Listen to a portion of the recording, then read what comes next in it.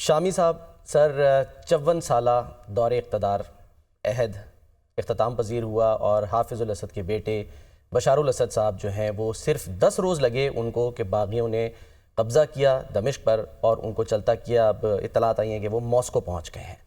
क्या वजह बनी कि सर हम एक्सपेक्ट कर रहे थे, क्या चल रहा था कि अचानक ये 10 दिन में मामला? 10 रोज़ तो नहीं लगे, अच्छा 10 साल लगे, बल्कि 11 साल लगे।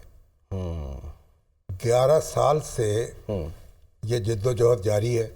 खाना जंगी जो है वो बर्पा है शाम में, और शाम का जो खित्ता है या मुल्क तो बड़ा एक तारीखी मामला है। बेशक कितने बहरान वहाँ पैदा हुए, कितने तूफान वहाँ से उठे, और आज से नहीं 1400 साल पहले, 1400 साल से, उससे भी पहले से।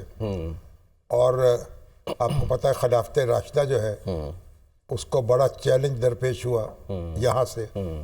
अमीर शाम ने खिलाफत राशिदा जो है उससे जंग की। सही। और ये जो है उसके बाद यहाँ एक उमवी सल्तनत की बुनियाद रखी गई। सही, बनु उमैया से। बनु उमैया नस्ल दर नस्ल हुकूमत कायम होती थी, बाप के बाद बेटा।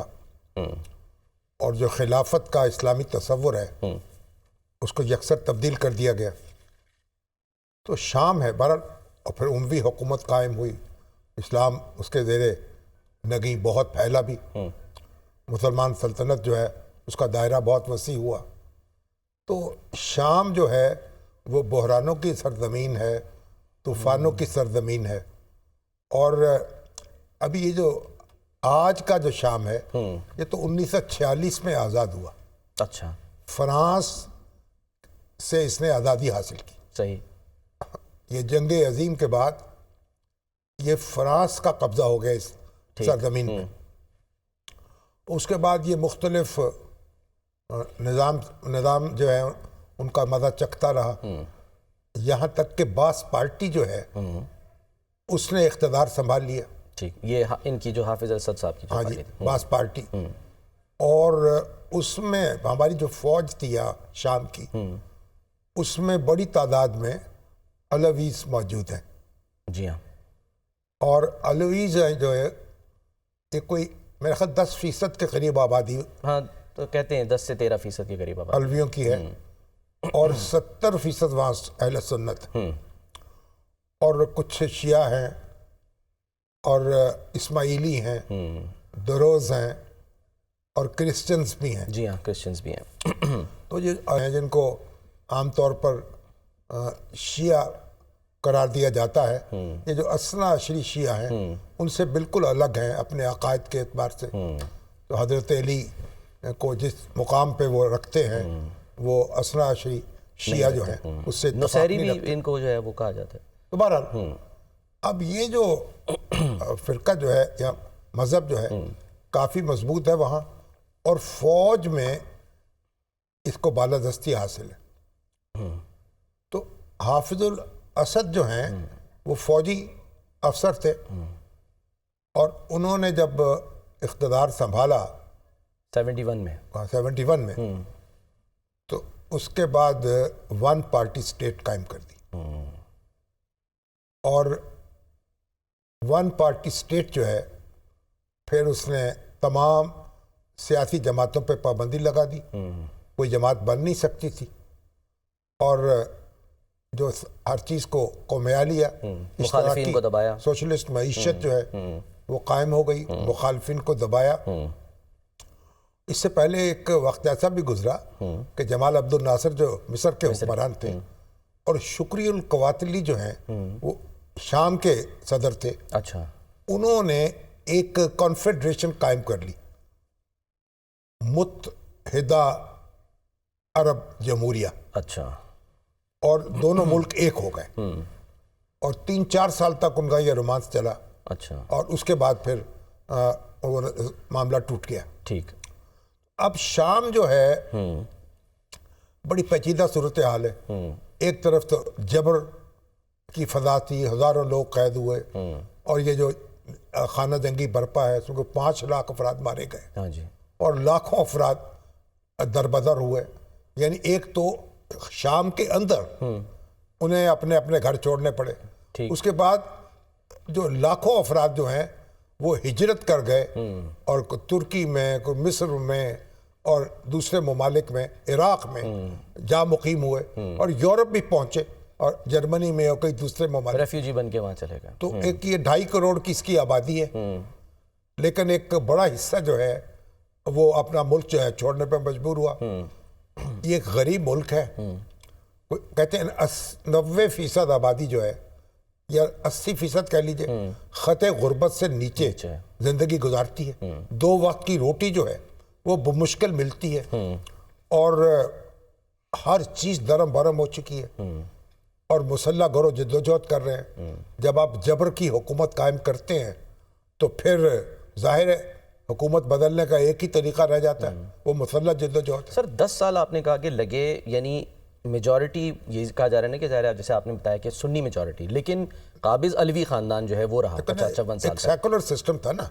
इसलिए कोई हम ये तो नहीं कह सकते कि एक मज़हब की हुकूमत थी दूसरे मज़हब पर, लेकिन बहरहाल जो हुकूमत चलाने वाले थे, तर्ज़ हुकूमत जो वो एक तर्ज़ हुकूमत क्योंकि जाबराना था और सोशलिस्ट था, और चलाने वाले जो थे वो यानी एक ख़ास मसलक से ताल्लुक़ रखते थे। सही, इसलिए आप उसको इस तरह से देखते हैं। अच्छा। लेकिन आप देखिए जो शाम है ये इसराइल के खिलाफ एक मजबूत मोर्चा है, यानी इसराइल के खिलाफ डटा हुआ है और ईरान इसकी पुष्ट पर है, रूस इसकी पुष्ट पर है, और ये इसके गिरने से बशार अल असद के इसराइल में भी मसरत का आज़ार किया गया। हाँ जी, एक पहलू ये है, और दूसरी तरफ ये है कि क्योंकि जबर की हुकूमत थी इसलिए लोगों ने भी जश्न मनाया, शाम के जो लोग हैं। हाँ जी, अब हजारों अफराद जो हैं वो कैद खाने में थे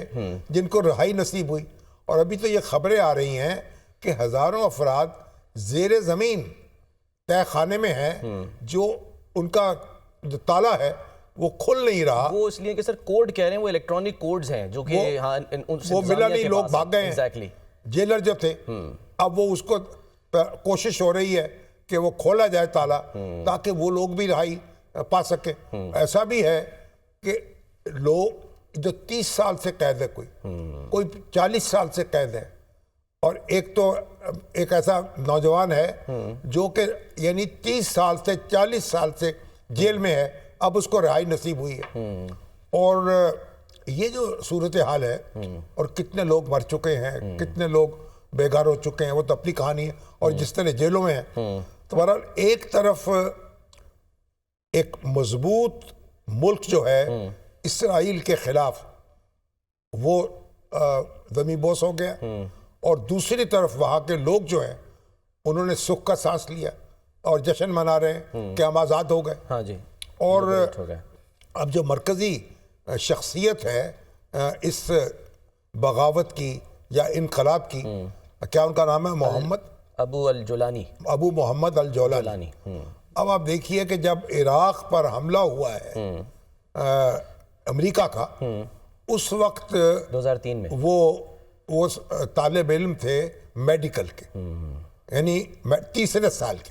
सही, जब ये वहाँ हमला हुआ तो उनको शदीद गुस्सा आया और उन्होंने तालीम छोड़ी और उन्होंने अस्करी तंजीमें जो हैं उनसे रब्ता कायम कर लिया, अल-कायदा के साथ, दाइश के साथ, और अब भी उनको एक उनकी तंजीम को दहशतगर्द तंजीम समझा जाता है। लेकिन इसके बावजूद उनका खैर मकदम किया जा रहा है और उनसे मुसर्रत का आज़ार किया जा रहा है, और अमेरिका में भी उनसे उम्मीदें लगाई जा रही हैं और ताल्लुक दहशतगर्द। अच्छा, अब ये जो मोहम्मद अल जोलानी है, ये कहते हैं कि इनके जो दादा थे, ये जो गोलान की पहाड़ियां हैं वो यहाँ रहते थे। अच्छा, इस निस्बत से वो कहलाते हैं मोहम्मद अल जोलानी। उन पहाड़ियों के साथ ताल्लुक जोड़ते हैं। सही है, तो वो तो असल में तो जोलान की पहाड़ियां हैं ना। हाँ जी, तो अब वो जो है उन्होंने एक इंतहा पसंद तंजीमों से रब्ता किया, अलकायदा से वाबस्ता हुए, दाइश से ताल्लुक़ रखा, फिर नाता तोड़ लिया, फिर अपनी तंजीम बनाई, हयात तहरीर शाम। अब उसके बाद अब इस वक्त जो तब्दीली है वो मरकज़ी शख्सियत उसकी वो है। अभी तक तो उन्होंने कहा कि जो वज़ीर आज़म थे बशार अल-असद के, वो तो चले गए ना, रूस भाग गए। अब उन्होंने कहा कि अब वो अपना काम करते रहें, ठीक, और एक अमन व अमान बरकरार रखें, यानी कोई ऐसा नहीं, अब दंगा फसाद नहीं हो रहा मुकामी सतह पर। उन्होंने कहा कोई पकड़ दकड़ नहीं होगी, किसी को इंतकाम का निशाना नहीं बनाया जाए, और इख्तदार उसको आएगा, उसके पास आएगा जैसे लोग चाहेंगे। गोया ऐसा इशारा मिला कि इंतखाबात कराने का इरादा रखते हैं, फ्री इलेक्शन। अब देखते हैं, अब ये भी खदशात जाहिर किए जा रहे हैं कि अगर अब जो उस वक्त इसराइल जो है वो एक अपनी फौज सरहदों पे ले आया है, जी सर, और वो भी ललचाई हुई नजरों से शाम की तरफ, लेकिन वो ये कह रहे हैं कि ये टेम्परेरी है, लेकिन उसने कुछ अटैक किए हैं जो केमिकल वेपन्स की फैक्ट्रीज हैं। ये खदशा जाहिर किया जा रहा है कि ये जो बंदर बांटना शुरू हो जाए और शाम जो है चला जाए, उसमें उसके कुछ टुकड़े ना हो जाए, जो उसके हमसाए हैं उसकी तरफ पंजे अपने ना गाड़ लें उसमें। लेकिन बहरहाल इस वक्त तक तो ये है कि मोहम्मद अल जोलानी जो हैं उनकी गुफ्तगू जो है उससे एक उम्मीद बंध रही है, और अभी तक उनका रवैया मोहतात है। और इस वक्त अब ईरान जो है रूस के लिए मुश्किल पैदा हुई। वो ट्रम्प साहब तो कह रहे हैं कि रूस जो है क्योंकि यूक्रेन में उलझा हुआ है, इसलिए वो उसका साथ नहीं दे सका। रूस के पास अड्डे भी हैं, रूस की फौज भी मौजूद है, 7,500 कह रहे हैं सर फौजी हैं। हिजबुल्लाह जो है वो भी आप देखें कि इसकी पुष्ट पे थी।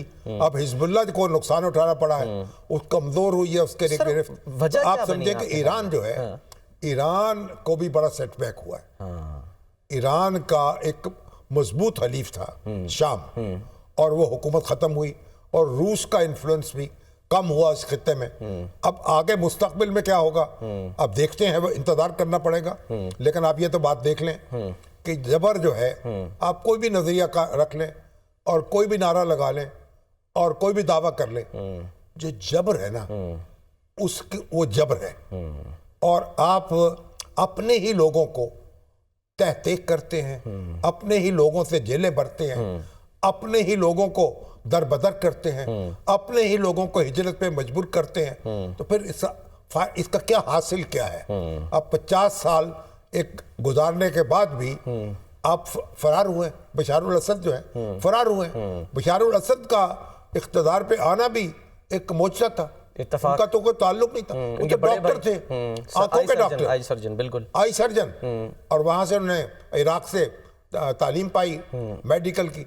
उसके बाद वो चले गए, यहाँ प्रैक्टिस करते रहे, फिर आला तालीम के लिए बरतानिया चले गए। वो तो अपने डॉक्टर जो थे, माहिर अमराज चश्म थे, वो थे, और उसी तरह अपना करियर बसर करना चाहते थे। लेकिन उनके जो बड़े भाई थे, क्या नाम उनका, बासिल अल-असद, वो हादसे का शिकार हो गए। उनके वालिद ने फिर बुलाया। अब आप देखिए कि अब कोई जानशीन नहीं मिला उनको अपने साथियों में से, इनको वापस बुलाया, इनको फिर फौजी एकेडमी में भेजा। वहां 3-4 साल इन्होंने फौजी ट्रेनिंग हासिल की। उसके बाद इनको फिर रैंक पे रैंक लगता रहा, और ये कर्नल के ओहदे पर पहुंचे, और एक फौजी अफसर बनकर और फिर अपने बाप के साथ खड़े हो गए। और जब उनका इंतकाल हुआ 2000 में, उनको हार्ट अटैक हुआ, हाफिजुल असद को। उसके बाद उन्होंने इख्तिदार संभाल लिया। इब्तदा में वो बड़े लिबरल थे, नारे लगा रहे थे आज़ादी के, अच्छा, और ये जबर का निज़ाम खत्म होगा, एहतसाब होगा, एहतसाब के नारे लगा रहे थे, हर एक का एहतसाब होगा। एहतसाब के नारे भी लगा, करप्शन के खिलाफ जहाद करूंगा। तो अब जैसे लोग करप्शन का नाम लगाते हैं, उसके खिलाफ जहाद करते हैं, फिर बड़े बड़े लीडर बन जाते हैं, ये भी तो है ना।